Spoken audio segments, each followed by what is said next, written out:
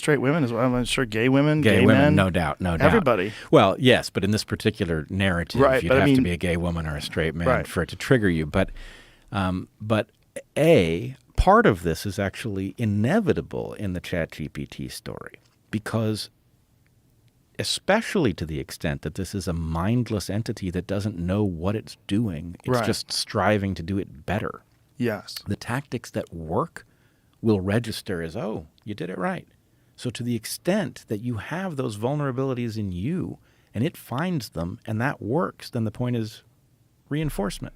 Right? It scares us because it's not us, but it is us. Well- because it's behaving exactly like us, but it doesn't have all the things that make a person a person. It doesn't have the biological vulnerabilities. It doesn't have the ability to actually sexually reproduce. It doesn't have emotions. It doesn't have all these different things that we like to think of. The soul, whatever that means.